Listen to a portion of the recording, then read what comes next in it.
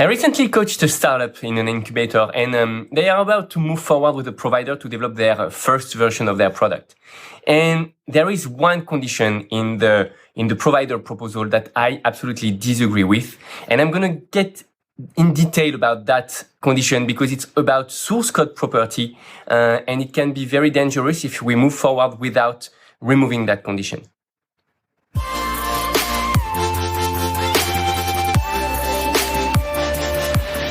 Hi and welcome. So, as I said, startups are a specific kind of project. It's not like a big company's project or even classical business project, because usually with a classical project, with a I would say brick and mortar project, we have an idea, we make it clear, and it sticks until it's done.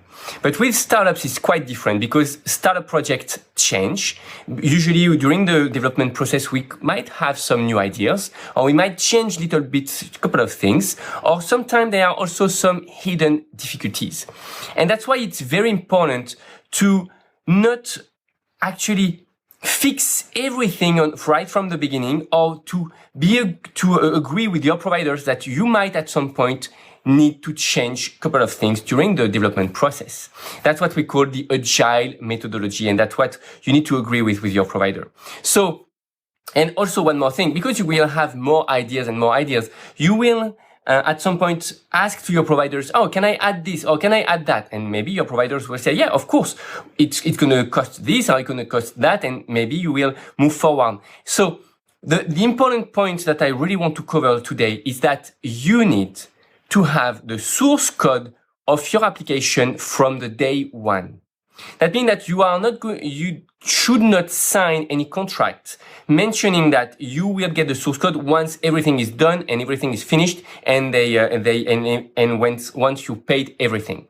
It's not the proper contract terms, and I'm going to tell you why. Because the source code properties is everything. It's like when you build a house, that's the property of the land where you build the house. And it's like if you would say that the land belongs to the builder until he finished the house. It does not make any sense, especially if you pay 50%, 60%, 80%, 90%, because usually if you have some difficulties or sometimes some conflict with providers, it's usually between 70 to 100% of the payment. So you might have wasted a lot of money. So now you might think, yeah, but as a provider, I want to protect myself. As a provider, I don't want to give away all the source code if I did not get paid. Well, and there are a specific way to manage that. It's to basically do exactly when we build a house.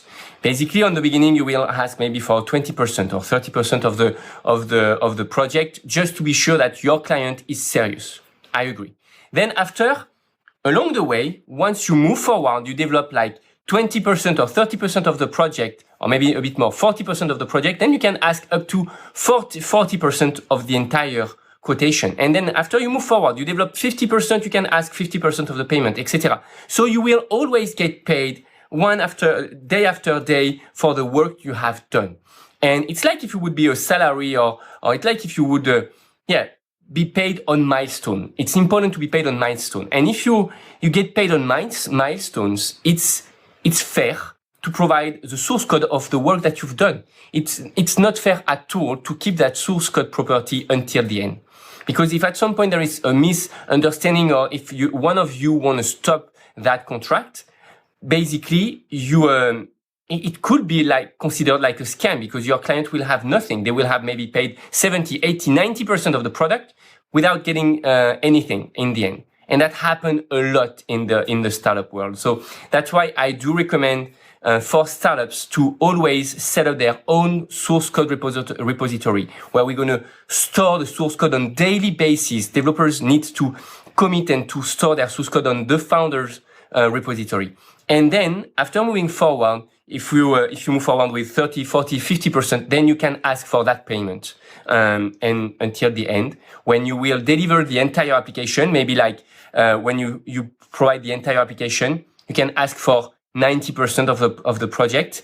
And if you provide some, I would say, a bit of maintenance for debug things, etc., for like few months, and you should be paid entirely at the end of that period. That's what I do recommend for startups and for providers that really want to work with startups with a fair agreement. I hope it's going to help. I wish you a great day, and I'm going to see you in the next episode. Bye for now.